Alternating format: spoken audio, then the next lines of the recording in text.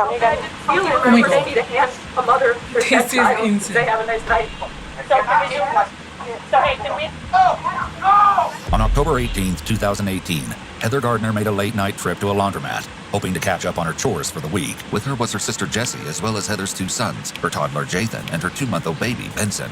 As the 2 women got to work with the laundry, Jessie made a shocking discovery. Benson was ice cold to the touch, and his lips had gone blue. Terrified, Heather began CPR while her sister made a harrowing phone call to 911. Please, something is fishy. On the corner of 3rd and Union, please. At the corner of the laundromat on the corner. It's just stop. 923, 923, 3rd Ave or Narrow Ave or something. I'm not sure. 3rd Ave and Narrow Ave are very different places. Which one are you at? It's a laundromat. I don't know the name of it, but I have another child in my arms. My sister's baby is dead. We just sent him up on the babysitter. CPR on that baby. We don't know how. You have him on his back? Yeah, he does that. Okay, I need you to tip his head back. He's breathing cold. Tip his head back. I need you to blow into his mouth. Nose. Into his nose. Into his nose. We're at the laundromat. I don't know what to do. I can help you on your lunch. Yes, we're here. Yes, but the baby's still not breathing. You guys haven't touched it back in there. Okay, what about this? Can you do chest position? Yes, I need you to start. I need you to listen to me. Yep. Blow into his mouth 2 times. Okay, I gotta walk up to here. Yes, I am. Blow into his mouth 2 times. Plug his nose. He's breathing cold already. Okay, ma'am, I need you to take your hand and put it in the middle of his chest. Okay. Okay, and you're gonna push on his chest. Okay. And count with me. Ready? Yes. 1, 2, 3, 4, 6. As Heather continues to follow the 911 operator's instructions, officers arrive on scene and are quick to take over.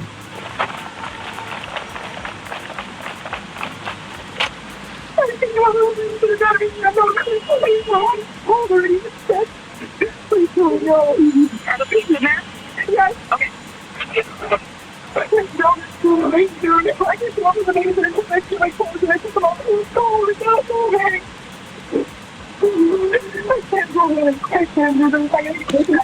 When the ambulance finally arrives, Benson is rushed inside for life-saving measures. Unfortunately, there's nothing they can do for him, and he's officially declared deceased. The immediate question was whether this was a case of something like SIDS, sudden infant death syndrome, or if something far more unimaginable had occurred. Desperate for answers, Heather and Jessie tearfully explained to the officers what's going on. What exactly happened? We just picked him up from the babysitter. I took him out there and he was cold. Despite the horror and trauma that Heather's going through, the officer is able to get the babysitter's name from her. Where's the T-shirt? Yep. As officers handle getting Marissa Teetsort's address and information, Detective Jennifer Holtz arrives on scene and sits down to interview Heather and Jessie. The following mostly never-before-seen footage has been thoroughly analyzed by a former licensed professional counselor, a licensed professional counselor, and a licensed clinical psychologist. Before the interview can start, Jessie gives Detective Holtz some unfortunate news. Sorry, I sent her a text too on her phone and when this was all happening. I shouldn't have done it. I shouldn't have. But I said you killed my sister's baby. What did she say? She didn't say anything to it. Sorry. Can you tell that she read it? I was very. It was like a Facebook message or a text? Text. It doesn't say. Sorry. Don't say. I just was really angry and it was just like I was on Heather's phone with the star name and I just didn't want to say sorry. While this may not seem significant at first, it would turn out to be very important. Although the police can't head to Marissa's apartment to talk just yet, they do send an officer over to her building.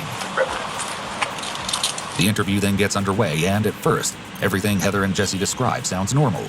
Heather was a longtime friend of Marissa's, and Marissa had been babysitting her kids whenever Heather had to work. However, as Heather and Jessie describe their interactions with Marissa while picking up the kids that night, it becomes clear that something was very, very wrong. You guys both went inside. No, she didn't even let us. She let us at the door. And Marissa handed me the other baby. Yep, and just the guy went by. And then Heather was in the doorway for 2 seconds and said something about the hickey. And then the door shut and we were gone. And so, just real quick, like, Yeah, she was at the door ready Her to face, kiss. that girl's face was beat. When she acted you, what I thought in my head was, Jesus Christ, what the hell is she on? And usually she's like, okay, what time tomorrow? Or, you know, see you There tomorrow. was nothing. Nothing. this is super unusual. Usually I go in the house and I help her at least pack the kids in the car, the baby in the car seat. And What was take Adam doing? Just sitting on the couch? sitting on the couch with the baby. Was he like acting weird, shaking you? I didn't even barely look at him. It was dark now. There was on the TV. She just seemed so weird to me. Yeah, but she is never really there. But he didn't look. But it was very, I know Marissa, it's just, and it was just, something was really off. There's no denying Oh my that God. Marissa was acting suspiciously, This and it was is quickly becoming insane. evident to Detective Holtz that if she wanted to find out the truth about Benson's death, she was going to have to find Marissa. Unfortunately, this would prove harder than anyone was expecting. Detective Holtz made her way to the apartment Marissa shared with Adam, her longtime boyfriend and the father of her children. With Jesse having texted Marissa about Benson's my death, God. Detective Holtz wasn't sure what to expect when she got to the apartment. Just to be safe, she brought several officers along for backup, as well as Captain Graham. Just relax. I think something is fishy. Marissa, we're not going away. Open the door. It soon became evident That's that no rude. one was going to answer the door, leading officers to take drastic measures. Police department, arrest warrant.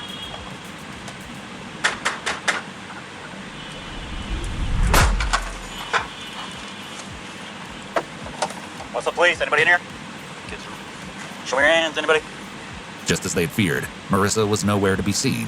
But this didn't mean all hope was lost. Detective Holtz was able to get in touch with Marissa's service provider and have her phone tracked down to a local hotel known as the Plaza. Within an hour, Holtz and Graham were standing in front of Marissa's hotel door. Morning, Adam. Is Marissa here? What are you guys doing here? Please, Adam, just come on. Okay, we'll explain everything in a second. Well, you already charged her. What the Adam, stay here. No, you guys are harassing the hell out of us. If she already got charged, we'll be in court. Why you gotta come here? Well, because we need to talk to her about something new. Something new? Yep. Marissa, I need you to wake up. Why are you guys here? Because we wanted to get away. We got From what? everything. Isn't it against the law to come stay in a hotel room for the night? Can you get up so I can talk to you? Now that the police finally have Marissa and Adam located, it's time to separate them for interviews and see if they have any information about what may have happened to Benson. This is a very important conversation we're about to have, okay? Tell me about taking care of him today. Oh, I was just watching him and he was fine. Notice Marissa's upward inflection at the end of her sentence when she says he was fine. He was fine. This is not typical of a statement, but rather a question, which indicates that Marissa isn't feeling sure about what she's saying. That was about it. Did you feed him, or? I fed him once, and then he Oh my slept, God. and This we is went outside insane. when they first got there a little bit, so it was You nice. and the kids? Yep. Okay. Mhm. Was he dressed in what? He was dressed in a snowsuit and a blanket. Okay. And then you were home alone, and then what time did Adam get home? He got home at like almost, Oh my God. I don't know, maybe 6:30 or something like that. Where was he at? He was hunting. Okay.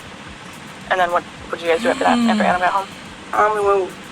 We went to eat a little bit I think after. something is he got home. fishy. Where'd you go? McDonald's. Which one? The one over by the courthouse. Okay.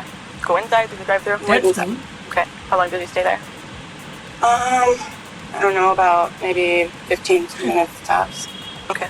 So did you eat inside, or you just grab the food and then go? He ate inside. Okay. You were able to finish your meal in 15 minutes? That's pretty good. Okay. He ate when he got there, and that was about it. One bottle, like a full one, half one? He ate like 4 ounces. Okay. But yeah, he like eats every, it depends. Did Heather send that with you pre-made, or did you make that up? The bottle? She sent it pre-made, and then, yeah, and then I made another one, so. Okay. And then, what happened? And did you come straight home after McDonald's? Mm-hmm. The only place you went outside of the house was McDonald's? Okay. And then came straight home, and anything significant happened? No. We came home after McDonald's, we put a movie in, then like, I don't know how long it was after, but she called and she's like, I'm putting my clothes in the dryer, and then I'll be there, and then like 15 minutes she came there, so. Okay. And did you have him ready, or did she get him ready? Yeah, I had him ready. I left him in his car seat. Okay. How long had he been in his car seat? After McDonald's, it was only like half hour, 45 minutes maybe. Okay. It was right after McDonald's. I just left him in his car seat, and then You didn't take him back out? no, because usually she's there at like 9:30.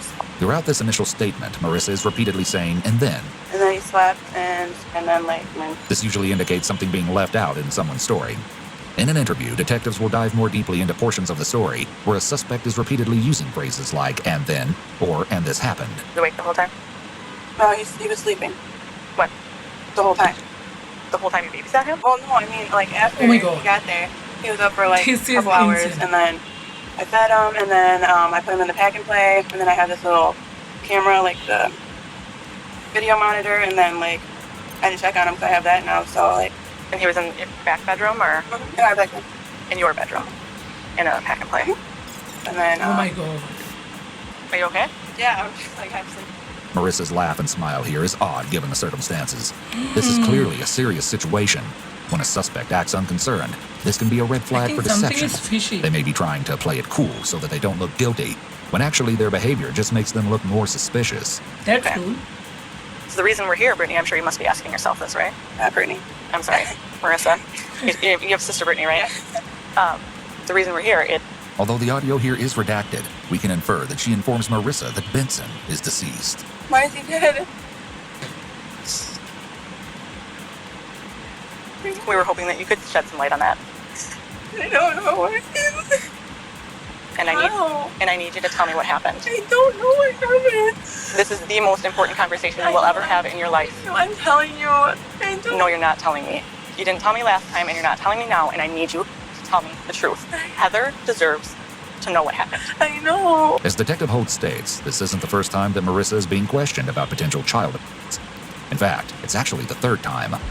2 months prior to Benson's death, Detective Holtz was called to the home Marissa shared with her boyfriend Adam after a child sustained severe head and face injuries while in Marissa's care. While Marissa and Adam claim the child just had an accident, Detective Holtz is determined to figure out the whole story. Mommy, there's nothing to hide. And when you say that the child fell off the house, did you witness that? No, but, I mean, Marissa's one of these people that, I mean, she resorted to drugs because her kids got taken away to the point where she was a rack of bones, and the only way we got her to go to the clinic and get clean, and she's been clean for 4 years now, is that we told her we were going to sign her into rehab, and she doesn't want to get forcibly put in. Sure. So, That's fair enough. but she has no reason to lie. And I mean, whenever she babysits kids, and we have other people that she watches for, this coffee table gets put in the living room, and then the kids get put toys on. Oh my The God. toys all come out on the floor, as you see. This right is here. insane. Okay, I see this is like a matching set. Are they the same? No, they're not a set. Okay. They just happen to be the same color. Okay, got it. This one I got for free up in Merrill, and that one we've had for a long time. Do you know which coach in It would particular? have been this one, on that side couch, sleeping. It was over here sleeping, and she just went to the bathroom. And she was literally just pulling her Oh pants my up, God. and she heard her cry. But, I mean, bitches like they are, and can't come talk to me about something, or come talk to us before they go and get you guys involved. I mean, she obviously fell and hit a toy or I something. think The something person's is not gonna fishy. go and beat a kid. I mean, she was into the child and stuff, so she's very protective of the kids. I mean, That's this is cool. all ridiculous. I'm getting a little upset about it. No, I know, and because- just calm down. I can't Everything's calm fine. down because, like I said, I got f***ed over by social services too many times. I tried to work with them, and now look, he's our 5th child. I got pictures of my kids here, and that's all I can do. That's all I get to see of them is pictures. So there's nothing I can do about it. Although Adam isn't getting into specifics here, he's referencing the fact that 4 of his and Marissa's children were all taken by social services. Had social services known about their 5th and youngest child, he also would have likely been taken. Detective Holtz and the women from Child Services wait around in the apartment for a while until, finally, Marissa arrives home. Oh, hi. Marissa? Yeah. Been on the house right in the bathroom. Hello. So I'm Jennifer. I'm detective with the West Police Department, and I've been assigned to investigate, follow up on who I understand you were providing care for. And these fine young ladies from social services. So because there's a child involved and you were providing care for that child at the time social services gets involved. So I just need to hear from you. I was babysitting. She went to bed, so I decided to clean. And then I was like doing dishes, heard her screaming, and then stopped doing dishes, and then stopped couch, and there's a bunch of toys. Because usually I have her sister, so she like follows her. So I had a bunch of toys out in the living room. Okay. So you were doing dishes and you heard screaming. Mhm. Was she sleeping or? Yeah, she was laying there. Yep. And she must have rolled off, and then I stopped doing the dishes, and she was on the floor. And all she had was rug burn, and then she had bruises, so she must have hit a toy. What toy was on the floor? I had I had a bunch of, this table was out, and I had a bunch of toys, like, in the middle on the rug. Oh my And God. which is like, a This bunch, is like, I took a bunch insane. out of the bunch, like, and she was sleeping on this couch, and she must have rolled, but I take the table out when I babysit, and put it in the kitchen. It's an immediate red flag for deception that Marissa fails to incorporate any of her own emotions during her account of what happened. Most people who are telling the truth will include their feelings during the event. However, it's typically difficult for a guilty my person God. to fake emotion. So guilty individuals will often opt to keep their emotions very neutral, even if it's completely inappropriate to stay neutral given the circumstances. Has anything like this come up with you before? No. As far as I think something is fishy. Are you sure about that? Were you talked to about a year ago for a child that was injured that sustained a That's skull cool. fracture? Oh yeah, that was not me. You were providing care for her? Well, yeah, I was, but I don't have any child, no nothing. Okay. Where, I have kids, so like I love kids. I don't feed them nothing. okay. I always babysit people's kids. Like Right. And nobody's saying you beat anybody, but people lose their temper sometimes. No, I've never, Things like that happen. I never had postpartum, nothing. Noticeably, Marissa also doesn't flat out deny these prior allegations. I love kids. I don't beat them, nothing. In theory, it should be a flat out denial, but she just can't seem to get the words right. Something that will surely stand out to detectives. Talking about how much she loves kids is still not a straight denial of her allegations. It can be difficult for a guilty individual to make a false denial, as their body will automatically start showing physiological signs of anxiety. With an ongoing child abuse investigation against Marissa, social services informs the couple that their baby son won't be able to stay with them. Adam doesn't take the news very well. We place with relatives. If you don't have a relative, then we have to look at foster care. So I need you to give me some relatives. We place with friends at this point. So you have a brother or sister or aunt, uncle. Adam does. Does Adam? Okay. Adam, no, those are not investigation. They have to look at it. No. So can we do what? So hey, can we? Oh! Oh! Adam, stop! Adam, stop! They said with family. No! The investigation is over. I wasn't your here. dad. Your dad. My dad cannot watch it. You guys can go. Or I can leave and he can watch them. You guys can go. Can I just live with her until the investigation? You need to leave. We can't leave now. Yeah, he wasn't here. He can take him. No, he can't leave with the child. Stop with the child. Stop. You're stopping and you're scaring the baby. You're here, my baby. Get the f out of my house. I will go. Can that work? Oh my god. No. This is insane. I told you guys. You're taking my kids. You guys can go. No. They need to leave. No, because they'll take the child right now. I asked you guys to leave. I'm not going. I told you guys to leave my house. Did I not? You guys think you're taking my kid or asking my kid to go anywhere? Oh my god. I do not have any family members. We have no family. I was not here. Why did I get out when I was here? She was the only one here. She didn't Well, that's what's going to happen. I think something is fishy. With Shayna, okay, right there. Baby's sitting here. So there's the situation. You guys can go. Well, we're not That's good. sort it out. I just told you what's going to happen. No, it's not fine. I told them when they came in the house. I let them in nicely, and I told them what they want. So I'll live with Shayna until it's over then. You guys are lying, all you. That's why I don't trust anyone. I don't think anybody's lied to you at this point. Yeah, well, you kind of did, because I told you specifically.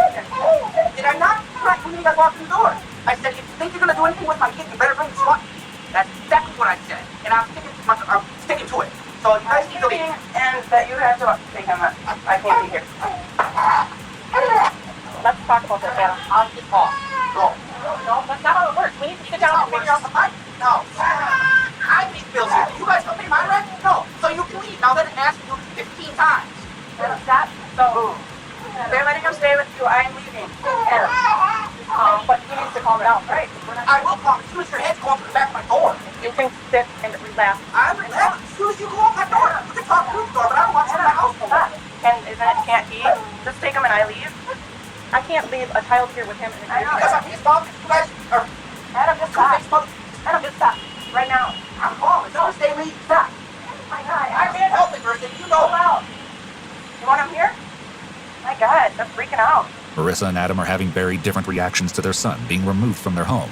Although Adam's feelings are valid and many people in this situation would feel angry, his outburst is clearly upsetting the baby, and he doesn't seem to recognize that. Marissa, on the other hand, is notably calm about their entire This is situation. insane.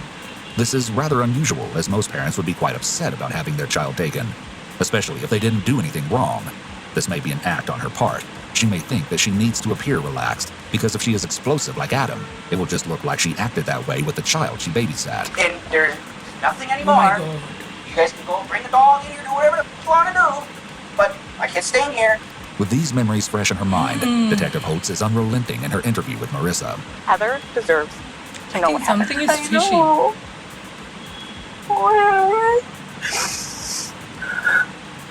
That's good. No, you're true. I am. I don't know what happened. I promise. I understand that things get frustrating, especially with you being pregnant and having a child of your own. They were frustrating. I promise you that. Marissa is likely trying to bolster her statements by stating, "I promise you that." When someone is being deceptive, they will try really hard to sell you on their story, whereas someone who's being honest doesn't need to go to such lengths. Marissa may not have been comfortable enough with her answer about how the kids weren't frustrating, likely because it was a lie and she did find them to be frustrating. so she needed to prop her claim up with a promise to make it sound more convincing. This theory is backed up by Adam's statements to Officer Cole back in the hotel room. So you get home, what time? 7? 6:37, somewhere in that area? And what's going on in the apartment when you get home? The kids are all sleeping. The topic then shifts to Jathan, who Marissa also babysat. He doesn't play with much. Pretty quiet kid. I shouldn't say quiet. If you look at him wrong, he starts crying. Lately, he's been getting used to us. Then take me through the rest of the next few hours until you guys decide to come over here. We went to McDonald's, came home, and Who went to McDonald's? All of you? all of us, the 3 kids in the backseat, Which McDonald's? one by the courthouse. Okay. Then came home. Who picked them up out of the back and play and put them into the car? Or... I picked him up and put him in there. Okay. Absolutely normal to me. And what is normal? Whiny. As soon as you pick him up, he whines and stuff. So he was making noise and Yeah, making noise and open his eyes at all? yeah, I mean, crying and everything else. Adam describing Heather's kids in Oh such my God. negative terms is concerning. This is Referring to a insane. 2-month-old baby as whiny is especially unusual because it's normal for a baby that young to cry frequently. It's also possible that being overly critical of the children is a misguided attempt to protect Marissa. Back in the hallway, Marissa attempts to explain why she and Adam fled to the hotel. I got a little money from a car accident, and I wanted to Oh go my swimming God. and stuff. But by the time she picked the kids up, and I wanted to go in a hot tub, but I don't think I told him I was pregnant. So. What's the real reason you're here? No, that I is think clear. something is Reason. fishy. Nobody who lives in this town checks into a hotel at 9:50 p.m. after a baby died in their I apartment. didn't know. That's I rude. didn't know that he died. And that's also a lie because she texted you and told you that he died. My phone's off. No, it's not. Yes, it is. No, it's not. I'll show you my phone. How do you think we found you? It's obvious that Marissa's story isn't adding up, but the question is, what exactly could she be hiding?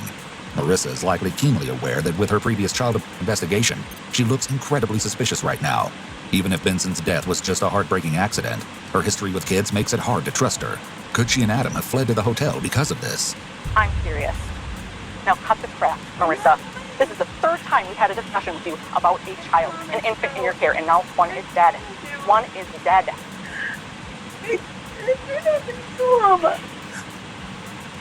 Then who did? No one. He was fine. Did Adam do something to him? No one did anything to him. He was fine. Babies don't just die. Marissa keeps sniffing and scrunching up her face as if she's crying. However, it doesn't appear that there are any tears falling. She's likely trying to give off the appearance that she's upset, but she's not a good actress, and it comes off very disingenuous. He was fine. Babies don't just die. I would not kill a baby. I'm sure you didn't mean to, Marissa. I didn't. It's not what you do, Marissa. It's sometimes what you don't do. And maybe there was something you just didn't do. And left them alone for too long. I didn't kill him. Was it an I'm accident? not you. Did you leave him alone? I left him in the pack and play after we got off. After we got back in from outside. Was he okay? He didn't make any noise. I had that video monitor thing. I didn't kill him. I promise you. I didn't. Oh my God. I was never This kill a is baby. insane. So what happened when you backed up outside? Check out. I just used the video baby monitor. You went back inside and checked. Huh? You went back inside. And it was in the back of the place. Oh my God. I use the baby monitor, and when he makes a noise, you can hear it. And I didn't hear anything. So. I didn't kill I him. think something is At fishy. what point did you realize that he was dead? I don't know. That's He good. died in the back. Marissa shrugging in response to Captain Graham's questions are huge red flags that she was involved. Someone who is innocent would readily be able to provide clear answers for the questions. I didn't kill him. Like I said, there is things that you do, and sometimes there's all the things that we don't do, bad things happen, and we know that When did you know Marissa? I didn't kill him. I know. We know accidents happen. I thought that baby monitor thing would be fine. So I didn't check on him. How long? It's okay. We can talk through this. I need just some tissue. God. Oh my God. Sometimes things happen, but we need to know the truth and all, okay? I just did second. I have a baby monitor, so I didn't kill him. But detectives know that most suspects are more comfortable admitting to an accident rather than intentional harm, and Marissa is no exception. She's latched onto the scenario, likely because she thinks she won't get in as much trouble. While there's every chance that this may be the real truth, there are still some parts of Marissa's story that aren't making sense, and as Holtz and Graham are about to discover, Marissa knows a lot more than she's letting on. So how long was it that you didn't check her? Start over. It was like after when before Adam got there and checked him. And did you know that? But I didn't kill him. I know. How did you know? Oh my god. This is Just insane. because it's been that. Well, he does sleep that long. I don't know. He's like felt cold. And I was scared. My Sure. boyfriend wasn't there and everything, so. I'm sure it's scared. How did you find him? How was Oh he my laying? god. I put him on his belly. And how did you find him? How was like just on his belly? Where was his face? In the on like this. I think something Face is down. fishy. Did you? I'm just trying to. So if this is his face That's good. and this is his back, and you put him like this, and you didn't find his head turned anyway. It was just straight down. I think it was. Is there anything coming out of his mouth? Or No. And he felt cold then, and that was before Adam got there. Who picked him up out of the back and play and put him into the car? I put him in there. Okay. Absolutely normal to me. The fact that Marissa can't seem to clearly remember how Benson's head was positioned when she found him is a red flag, as this is something that she should be able to remember. If she walked in and the baby's face was straight down into the bed, this is something that would trigger alarm bells and would likely stand out in her memory. But that baby monitor was like almost $100. And like when they make any noise, like you can hear it. And that has like a camera thing. You're saying that didn't work? No, it worked. It worked. Yeah. Left him alone for too long. Okay. You went to McDonald's. No, I got it. What did you put clothes on him? Did you put a I put a snowsuit and hat on. And Adam didn't notice he was dead? He probably decided he was sleeping. Did you check for a pulse? Did you see if he was breathing? Or did you feel his skin was cold? Maybe that's what making noise. What did you think was going to happen? How they came to pick him up? I don't know. Like, Did you think he wasn't going to notice? Or oh yeah, If she wasn't, she was gonna notice. did you try to do anything to her life? Try to do something? No, I don't even know how to do it. Help me understand, discovered there that what how did she fall? It was Cause I was scared and my boyfriend Oh my wasn't God. there. This is And insane. my baby taken. By this point, Marissa has mentioned several times how she was scared, but she doesn't express any concern for Benson or how his mother is feeling now. Marissa appears to be very egocentric and is only thinking about the baby's death in terms of how it affects her. we do have an arrest warrant for Oh my you God. based on your other child. So we're going to be taking you into custody. I just want to see this. Sure. Thank you. So we're going to Get out. Although it seems like detectives are getting the truth out of Marissa, there is one major problem. think something Her is story fishy. isn't matching up with Adam's. According to Marissa, Benson was dead before Adam ever got home, and Adam was none the wiser. That's good. However, Adam is claiming that not only did he pick Benson up and get him loaded into the car, but supposedly Benson was crying and whining during this. One of them is lying, and it's up to the police to figure out which one of them it is. Okay, Adam. Here's what I need explanation for. We know why you guys came over here. On my children, on my life. We know Marissa's received messages on her phone, letting her know. The audio is redacted here, but the officer informs Adam that Benson is deceased. Come on now. I swear to God, I did not know this. Yes. No, I swear I didn't. So, I swear I didn't know. Where's his phone? Is here somewhere? I didn't know. I swear. Heather has my phone number. She never, not once. got your phone. It's my phone, yes. Where's Marissa's phone? I don't know. I can call and find it. That's all right. and then you guys come over here. You're shortly after Heather leaves. Like, and another reason we came here is you're supposed to be getting her kids tonight for the night. So we figured we'd come get it and she can take the room tomorrow. For today. So there's going to be an autopsy tomorrow that's going to tell us a lot more than what we know right now about the cause of death. And if things don't add up, Yeah. right now, I'm seeing a lot of red flags about why you guys came over here. No, Why nobody... There appears to be two options here. He's either telling the truth about part of what happened, meaning he did get Benson out of the pack and play, but he knew the child was dead, or he's lying about being the one to get Benson out of the pack and play because he thinks this will protect Marissa from getting in trouble. Accidents happen, Oh my god. but there needs to be This some sort of is explanation insane. that has to come from one of you two. Or both, yeah. I don't know. I mean, We see babies that kind of a bedding issue, that they suffocate accidentally. I've seen children that were given too much medication because they were too fussy, too whiny, and so Oh my the God. caregiver was trying to get them to sleep or, Officer Kolb is offering up more acceptable reasons for why Benson may have died. He's being careful not to portray Marissa as being a cold-blooded killer because he knows that could make Adam think shut down something from the is conversation. However, if he can sow a seed of doubt in Adam's mind about how it could have been an unfortunate accident, Adam may be more That's willing to good. provide information that could be helpful to the investigation. Can I answer? Yeah. So why is he telling us? They're leaving to go to McDonald's with Benson was alone. He's probably scared. No, he didn't know. He don't know. What would he have to be scared of from Marissa? That I'm gonna get in trouble or go to jail. Yeah, he doesn't know. Why would he be covering up for you if he doesn't know that you did anything wrong? Remember, we talked about being honest. I know. I know, that's not it. Don't freak out when she says they're gonna listen. So, I gotta see his gun. We're gonna see that tomorrow. But you know what's going on, right? Just going on.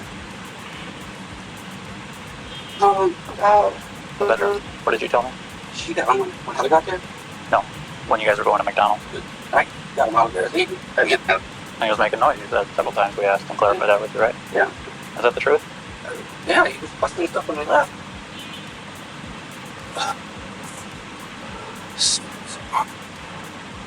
We just don't want this situation complicated by lies. Obviously, we're all just trying to figure out what happened. No. And Marissa's made some admissions to some things, but there's just some little things that aren't matching up with what you're telling us and what she's telling us. I just don't know. And I don't remember. I get him out of the bedroom, or did you, or anyone at McDonald's? I don't know. no, I did. She did. I mean, I just don't remember. Adam's claim of "I don't remember" is a selective memory statement, which can sometimes be legitimate or could be a sign of possible deception. It's possible that Adam used deductive reasoning to figure out that Marissa was under suspicion for something related to Benson. He likely didn't know what Marissa was God. being accused of, but it was clearly This is related to her insane. care of other children, so he decided in the moment to lie in the hopes that he could protect her from further trouble. However, he might be less willing to protect her from trouble after he learns what she's been hiding from him. Love you. So, Adam, what she has admitted to out there while we were talking Oh in my here God. is that while you were out hunting, She already knew. likely suffocated, and that, Did she tell him? of course, she's probably freaking about that.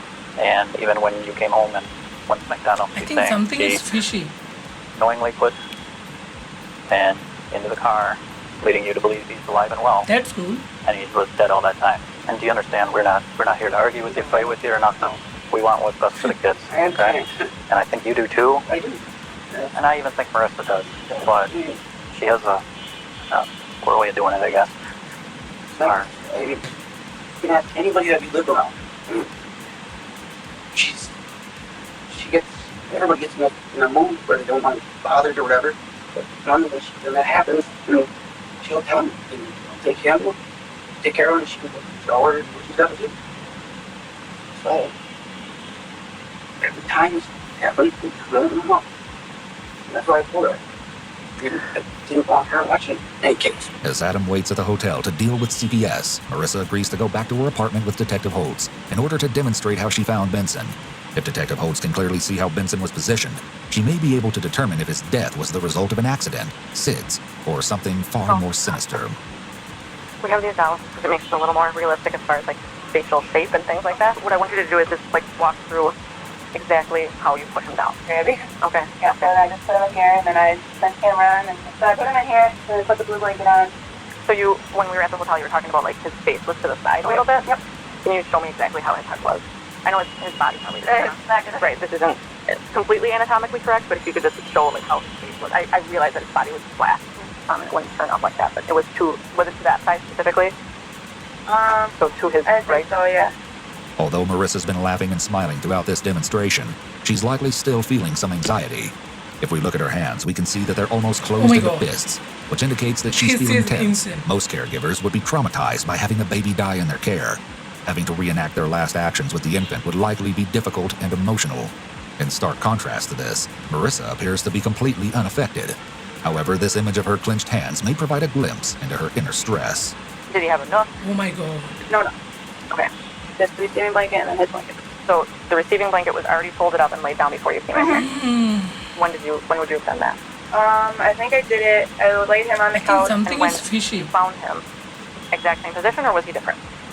I think he was in the same position. That's Okay. good. I need you to really try hard to remember because it's important. No. Could he have been in a different position? But was he still in the middle? Had he Yeah, moved over? he was in the middle. I think he was in the same position. Based on her frequent responses of "I think so," I think it seems like Marissa is making things up as she goes. Okay, so walk me through how you determine that he's not alive. because I picked him up and he was really cold. How did you pick him up? I just went like this. Okay, and what did he look like? He was just cold. Marissa is completely unemotional. Once again, she fails to mention any of her thoughts and feelings when she discovered Benson was dead, which could be a sign that Marissa is being deceitful and hiding something from the detective. The question is, what exactly is she hiding? And then what did you do?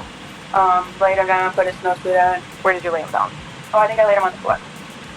So I put his car seat in there, and I grabbed his snowsuit, laid it on the floor, put him in the snowsuit, and then put him in the car seat with his blanket. Okay. And then where did you put the car seat? I think I left it in there With the door open or shut? with the door open. I left him in there, put the door open, and then Adam got here, and then we Leave him in the car seat, in his snowsuit, there. And you laid him on the floor, but you don't know CPR, no attempts to call anyone or research anything online. Just really. Did you see if there's anything maybe stuck in his mouth or? And you said no knock. No. Okay. As Detective Holtz is listing off logical responses to finding Benson dead, Marissa simply nods with indifference, perhaps implying that there was another reason that she didn't try to Oh my investigate God. Benson's unresponsiveness. This Do you always is leave the baby insane. ladder on, or how do you guys? Just when I have him back there, we just got it on Tuesday, so. So how did you? So you had it back there. You had the baby ladder on, or no? Okay, and then what? Was it facing there? Where were you sitting? I was facing right there, and I was right here. Okay, so then when did you turn it off? After they left, and we left. Okay, Oh my how did you turn it God. off? What do you mean, like, I just turn it on and turn it off? So it tries to know that your baby ladder is unplugged. Is it? Yeah. I might have unplugged it too, because you have to charge these, I think but something I is didn't have it on and fishy. everything. Why would you unplug it? What? Because, I stopped using it. That's good. When I stopped using it, I just turned to unplug it. I did have it on and everything. Are you sure? You're not I'm sure. doing it, you just turn it off. I promised on everything, I had it on. Marissa making promises are likely attempts to bolster her lies. Having gathered all of the relevant information at the apartment, Marissa is officially arrested and spends the rest of the night in jail. Although it seemed Marissa was telling detectives everything she knew about Benson's death, his autopsy came back with shocking results, prompting Captain Graham and Detective Holtz to bring Marissa in for one more interview. There you go. Hey. Well, as we discussed the other night, I told the office just going to follow up with you and give you some information regarding that. So, but after you race again, but This room setup is not ideal for an interrogation, as there's a huge table between Marissa and the detectives. It would be better if there was no table at all, so that the detectives could observe Marissa's entire nonverbal communication, instead of having half of her body being hidden from view. I can say without a doubt that what you're telling me is not true. He's got very severe injuries to his head. yeah, I don't know how. I'd like to give you enough opportunity Yeah, to explain yourself. I promise you, I did not do nothing to him. Promise. That's why I asked you I to know. stop. No, he did not fall. Did he roll? Yeah, someone just really good person. Not that I've seen. But I did not do anything to him. Marissa uses a qualification phrase when she says, "not that I've seen," which gives her an escape in the future, allowing her to blame her faulty memory or say that she didn't see what had actually happened. Based upon what the doctor saw, Benson, is that the child did not die as a result of Oh my God. This is insane. and I'm hoping that, based upon the relationship with Heather, and based upon the genuine love that I know that you have for children, it's important that Heather knows what Yeah, I happened. didn't do anything for them. Because something happened in that apartment. Oh my god. We're the only alone. I know. Based upon what you're telling me, it couldn't have been Adam. It couldn't have been. Hmm. Or could it? No. But Adam came back at some point, and I think something is fishy. Adam got upset. You really have to stab a finger. And That's good. are you sure that you didn't do something to I'm sure. The thing is, Marissa, is that science doesn't lie. There's absolutely no doubt. You like to think that you're not some cold-blooded I'm not.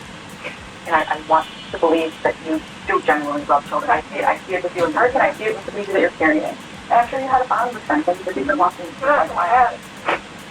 It is not kill. I would never, I could never kill anyone in my life. Let's not even use that word. As Marissa gets emotional for the first time in the interrogation, she uses the word kill. It seems that what may have triggered her tearfulness is when the detective started talking about how Marissa loves kids and may have had a bond with Benson. Earlier in the interrogation, Marissa seemed to be avoiding the word kill, instead saying that she didn't do anything. Sometimes these non-specific statements are used by deceptive individuals because it allows them to dance around having to be more specific. An innocent person is more likely to be straightforward and use necessary language because they want to ensure it's clear what they're denying.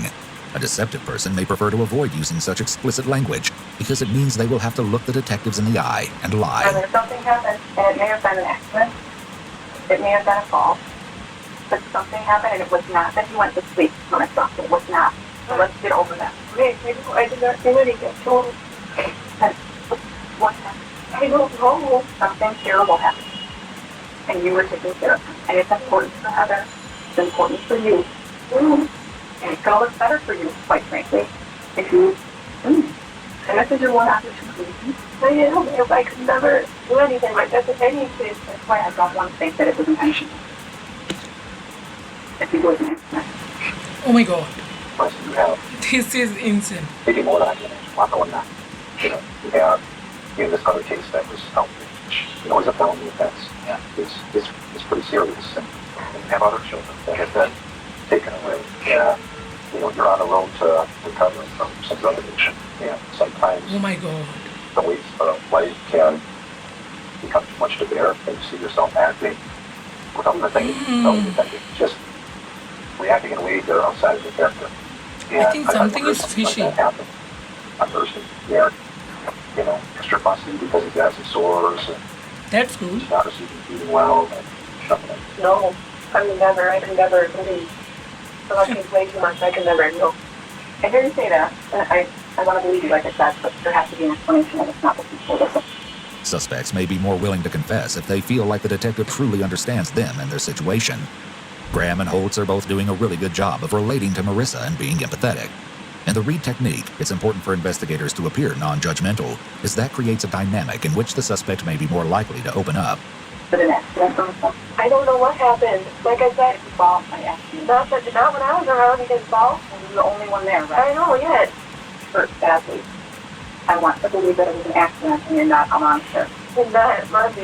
Explain. Well, then it must have been an accident. Like I said, I just fed them, burnt them, chased them, put them in the thing. What's his head? He didn't hit his head. He hit his head. I don't know how he would have hit his head. Who could have hit him in the head? I don't know. Could he have fallen? I'm asking you. No, I was around. I mean, he didn't just fall without anybody around and nobody noticing and then put himself back in the passing place. You have this one opportunity to explain yourself. By increasing her proximity to Marissa, Detective Holtz is increasing the pressure for her to confess.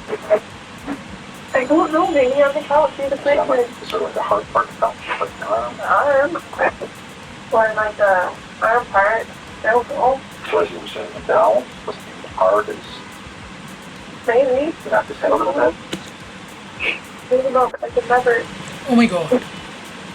This is insane. Show me how you can see something. I don't know, I just put him on the couch. Well, how to figure out how to do this. Yeah. You need it to, if you're going to tell me your truth, I need it to be 100% true. Oh my god. Tell me that. No, maybe the couch arm, or maybe the playpen, I don't know. What did you do?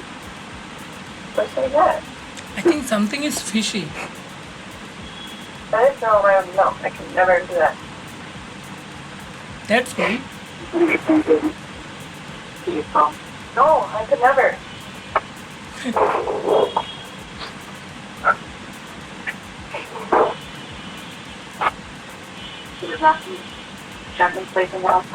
Neither Holtz nor Graham have suggested that Benson could have been thrown, so it's highly suspicious that Marissa suddenly introduces this new idea.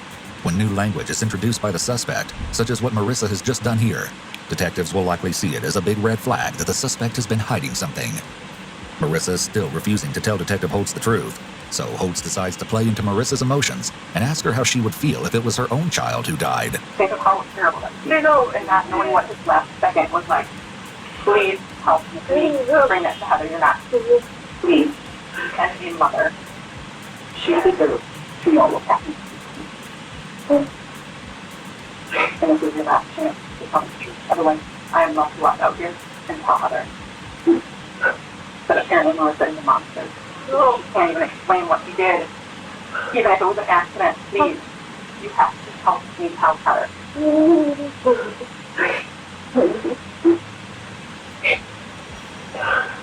After this desperate emotional appeal from Detective Holtz, Marissa sits in complete silence for nearly 2 minutes before finally opening up a bit. During this long pause, Marissa is likely trying to decide what she's going to say. Should she stick with her story about how she doesn't know? Should she confess the truth? Or should she admit to something in between? She may be weighing the pros and cons of each option in her head. Most people care what others think of them, at least to some extent. So hearing the detective say that she will be thought of as a monster may help motivate Marissa to tell the truth. This is insane. I don't know, maybe I put him down too hard, but I didn't kill him or anything. I don't think you meant so. Could never. Where did you put him down too hard and how? Show me. I don't know, like maybe like that. Where? Oh my god. Maybe in the playpen. Which playpen? Your guys, the one you guys have. There's only I could think of. How many times? Once. Twice? I think something is fishy. The only thing I could think of, I could never. That's good. I could never. So I don't know, I promise. I'm saying I could never, but you know what you did. You did. I did not.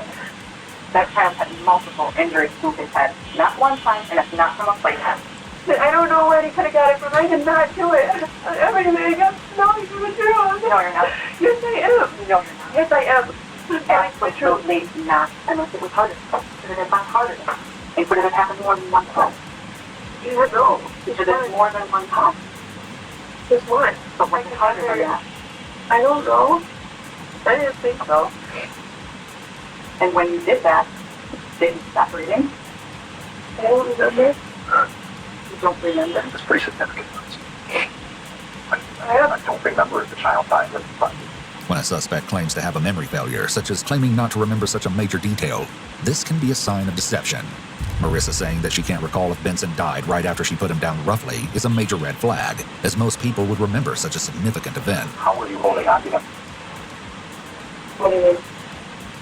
Were you holding on to his midsection and putting him down?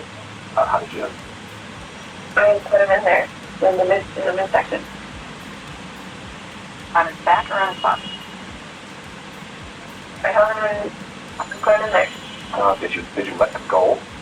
Like, was it like this and then you just let him go with him, and so he kind of fell as well? Or did you have hold of him and he wasn't this? Or was it Yeah, I think so. it was like this? Yeah. And then he, and you take him. Oh my god. And you just. This is insane. Was it like a foot or two drop? I don't know, my foot or whatever. Well, if you're standing, this is the vacuum plate, on top of the vacuum plate, and you're standing right here, was it from up here? Yeah, like my, yeah. The vacuum plate that you showed us is one of those that has like an insert where it's up a little bit. Oh my god. Are you sure it was that vacuum plate or was it the one in the spare room? No, it's that one. And it has the mat on the sink. So you were above the vacuum plate and dropped him. With force? I think something is fishy. A throw? I don't think so. He's frustrated. Right. I get it. That's good. No, Hector. You tell me, okay? I need you to prove that you're being honest with me. What I want you to do is tell me exactly what you did. And if it matches up with the injury that I saw, then I know that we've got a caring person here who is sorry for what she did. I am. I'm frustrated. Sorry.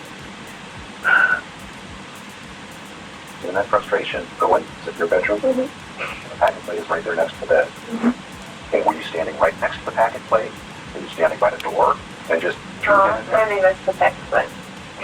Like, were your eyes touching the packet plate like this, or was the packet plate like that far away? And you just, Oh, no, not like that. so, Yeah. can you show me? But just a little bit. Just throw them in. Was it with all your force, all your strength? You just threw them in there? I don't know. I think so. You think so? So you, with all your force, just like that, as hard as you could, Not really as hard, but hard enough. Marissa is still vague in her description, but Graham getting up is important here because it makes Marissa have to demonstrate what she did. Graham clearly dramatized the throw from a very far distance, which forced Marissa to have to clarify that she didn't throw Benson from such a far-off distance, but she did, in fact, throw him. Did he cry? Is that what you think? Or did he stop crying? he just died for a couple minutes, And then what else happened? and that was it. Saw multiple injuries. Huh? Yeah, I promise you, I do not know where he got the injuries. Promise. Did you grab him by a hand, by a foot? No. That's why I asked Marissa, how were you holding him when you threw him into the packet plate? Because he had Oh my some God. injuries. Right. This is I said he insane. had some broken bones. He did. I don't think he must have hit that hard. Did he humble a little bit when you threw him in the packet plate? Like, did he roll? Because I could see if you're walking down the hallway, you're coming to the room, Oh my you're a little God. upset, frustrated, you throw him like that. I could see that he might tumble a little bit in the packet plate and maybe get lodged up against something. That's what, I wasn't there. Marissa said, help me understand in my mind what happened. I know. I think What something happened? is fishy. I was just frustrated and threw him in the packet plate. And what did you see happen when you landed in the packet plate? And what That's happened to his cool. body? Did he just stay in one position, or did he roll, or I didn't see it at the side, but that's about it. what part of him hit the side? The head? And was it the corner was hard, or was it Yeah, it was the corner. which corner? I don't know. One of the corners. So when you kind of just curled up in the corner? I don't think so. Maybe his head was down.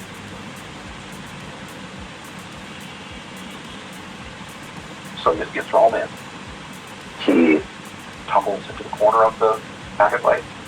Is he face down at that point, or is he face up, or is he to the side? His face down.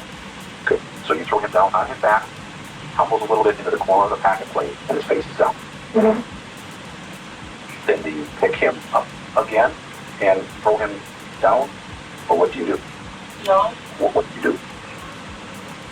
I just picked him up and put him in the middle. Even while she confesses to throwing him into the pack and play and then rearranging his body, Marissa doesn't appear to have any remorse for what she did to Benson. You throw him in there. He tumbles into the corner. You had said that he cried for a couple minutes. Yeah, Now there's you're that. now, or did you just stand there for a couple minutes? Him? Or And this, Well, maybe not a couple minutes, maybe a minute or less. did you stay in the room with him or go out before you put on back on his stomach I stayed in the room. and just looked at him while he was crying? Yeah. maybe you were in shock. Like, what did I just do? Yeah. Just a Oh my minute, God. this couple minutes thing is confusing. This is Well, I was insane. in shock of what just happened to him, what I did to him. I was frustrated. You were frustrated, and what shocked you was the fact that you threw him into the packet plate very hard. Maybe not with all of your strength, but you were really frustrated. And he tumbles into the corner, maybe hits his head on the corner, Oh my and God. then you stand there and he cries for a little bit, No, I just tried for a couple seconds. a couple seconds, Get him in the middle. and then you take him from the corner. He's no longer crying, Right. and you just set him face down. I think something is How'd you fishy. move him if he wasn't crying? I'm scared. Was he done at that point? That's cool. Yeah. Oh, you don't? So you wasn't doing anything? Yeah, it was. Did you try to do something to bring him back to life? Try to blow it in his mouth because that's all I know how to do. That's all you know. Okay. Because I could see you trying to undo what had just happened, right? Yeah, I tried. And that tells me something about who you are. That, yeah, I'm being mistaken, but I don't want this child to die. Right. If I would have known if I could speak power, I would have done it. But the fluid in his mouth. I don't know how to do it.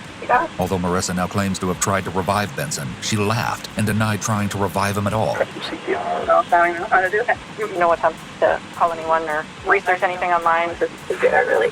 see if there's anything maybe stuck in his mouth or... This discrepancy in her story indicates that she might be pretending to have tried to save Benson's life in order to not look like a monster, since at this point, she's confessed and likely knows that she's in for some major consequences. Thank you. Well, I'm frustrated. I'm scared. And me. I'm trying to make it right. Yeah, I did.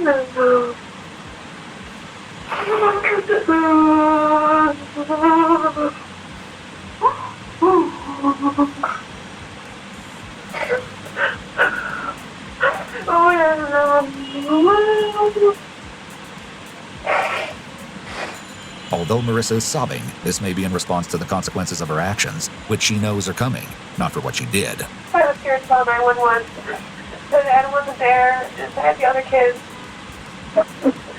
Yeah, so I was scared. The reason she didn't call 911 is likely God. selfish. She was afraid of being This is apprehended. insane. She may have thought that the best option was to cover up the crime, even going so far as to keep the secret from her boyfriend. Quick. You're gonna get out. That's important. Oh my God. I'm not making a hire. I have corporate entertainment idea November 1st. No. I'm sorry, I was scared and frustrated. I think something is fishy. Good, so you said that. That's all. That's what's gonna happen.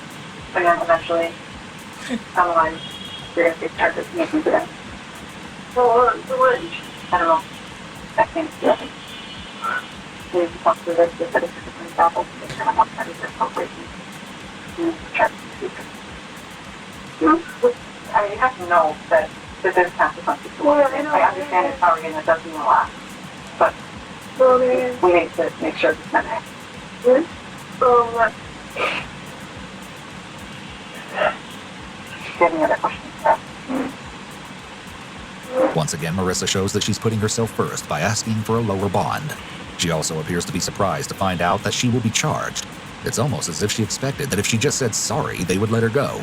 Marissa is failing to see the seriousness of the crime, and even attempts to deflect responsibility from herself to Heather. While sitting in jail awaiting trial, Marissa began to form relationships with a variety of pen pals, promising that she would love them, be physically intimate with them, and move in with them after prison, in exchange for these pen pals giving her money. In a report written by Detective Holtz, it was noted that Marissa was especially good at manipulating people, and was able to juggle all of these relationships while also manipulating Adam into believing that she wasn't cheating on him, so he would also give her money. Marissa also occupied her time in jail by begging the judge to give her a lighter bail. A letter to the judge written by Marissa reads, "This Marissa Keatsort, and I want a bond reduction because this is crazy that don't get half-signature bond and lowered, like really I'm not a monster or whatever. I love kids and I'm a mom to 5 kids, plus I'm pregnant now with my 6th kid." That's right, not only does she not grasp the severity of her crime against Benson, but she tries to claim that she's a loving and successful This mother is to her children, insane. even though most of those children were removed from her care. According to Detective Holtz, Marissa believed she would be getting a light sentence for Benson's murder, as she and her attorney were planning on claiming that she wasn't guilty due to brain damage caused by her extended substance abuse. Things didn't go the way Marissa had hoped, however, and she was instead sentenced to 37 God. years for Benson's death, and another 3 years for the injuries caused to the child who had supposedly fallen off her couch just 2 months prior to Benson's death. I think something is fishy.